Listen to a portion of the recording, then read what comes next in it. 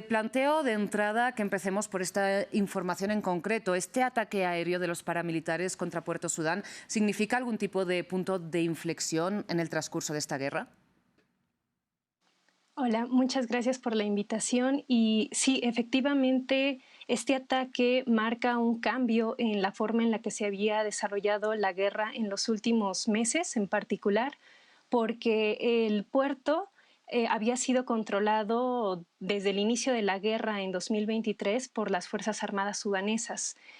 Frente al cambio que hubo en el conflicto desde el mes de marzo, las fuerzas sudanesas habían mantenido el control de la capital, sacando a las fuerzas de apoyo rápido, y entonces este ataque que están dando ahora las fuerzas de apoyo rápido lo que pretende también es cuestionar ese dominio que ha estado teniendo el ejército sudanés en los últimos meses y mostrar que todavía es una fuerza importante en el conflicto. Y no solamente eso, sino como ya lo mencionabas, el ataque está muy cerca del aeropuerto, y el aeropuerto entonces es un espacio también estratégico para la salida de algunas riquezas, pero también para la llegada de insumos, de armas y de muchas otras cosas, ¿no? Entonces, si el dominio lo sigue teniendo por ahora el ejército sudanés, pero el ataque que están mostrando las fuerzas de apoyo rápido sí evidencia probablemente la agudización del conflicto y además el traslado del conflicto hacia la zona este, que por el momento no había sido tan importante en la guerra en la actualidad.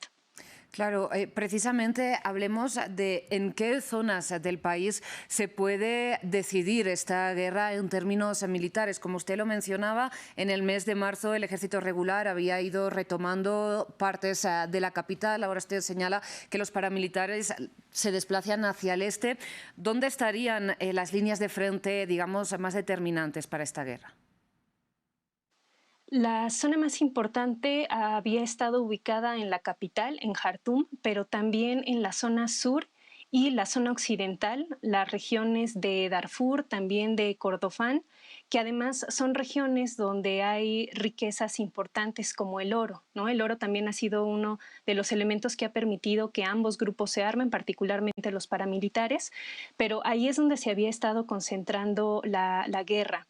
Eh, de hecho, justamente es en la región sur y occidental donde ha tenido el enclave o donde han tenido el mayor dominio las fuerzas de apoyo rápida.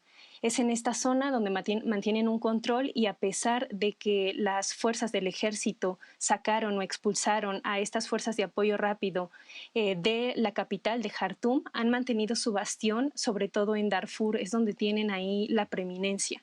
La mayoría de los ataques que han dirigido las fuerzas sudanesas los han dirigido justamente a la región de Darfur, perdón, y el Kordofán. Pero con este ataque lo que vemos es no necesariamente que la guerra ya se haya desplazado al este, pero sí que comienza a tener como más presencia, sobre todo las fuerzas de apoyo rápida en otras regiones que no eran las zonas que habían estado controlando en estos últimos años. Entonces, la expulsión desde marzo de las fuerzas de apoyo rápido de Jartum fue relevante para poder recuperar el control a partir de los propios intereses del ejército sudanés, y el conflicto se ha ubicado particularmente en esta zona, pero sobre todo en regiones que históricamente también han vivido conflictos armados muy violentos desde el siglo XXI, como puede ser el caso de Darfur y la guerra civil en Darfur de 2003. Entonces, las zonas más importantes del conflicto siguen siendo la región sur y la región occidental, Darfur en particular y el Kordofán. Y le pregunto si, en su opinión, hay alguna posibilidad de que en el corto plazo esta guerra termine, digamos, por la vía diplomática. ¿Quién está interviniendo en esta eventual mediación, o quién podría intervenir, mejor dicho, para terminar lo que, recordemos, la ONU ha descrito como la crisis humanitaria más grave del mundo? Sí, desde mi perspectiva no va a ser tan fácil conseguir una solución pacífica, una solución diplomática, porque además hay muchos intereses en juego. Muchos de los países que son los que colindan con Sudán han participado y se han vinculado con alguno de los grupos y entonces sería muy difícil que alguno de estos países pudiera encabezar esas negociaciones. También los países del Medio Oriente han tenido una presencia significativa apoyando a algunos de los grupos y bueno, si hablamos a nivel internacional de estas grandes potencias, también han ingerido con un grupo en particular, ¿no? O sea, por ejemplo, se ha reconocido que Emiratos Árabes Unidos ha proporcionado armas a las fuerzas de apoyo rápido a este grupo paramilitar y también la intención de proporcionar estas armas ha sido para poder extraer recursos auríferos de la zona. Francia no ha tenido un involucramiento tan directo, pero Emiratos Árabes Unidos ha utilizado bases en Chad para poder meter las armas hacia Sudán. Rusia también ha tenido una participación significativa. De hecho, los grupos mercenarios de Wagner en el inicio de la guerra apoyaron a las fuerzas de apoyo rápido y Ucrania envió apoyo a las fuerzas sudanesas, al ejército sudanés. Entonces veíamos también cómo los conflictos que hay en otros espacios se territorializan también en el continente africano, pero en la actualidad Rusia está apoyando más bien al ejército sudanés porque tiene interés en tener presencia en la costa del Mar Rojo.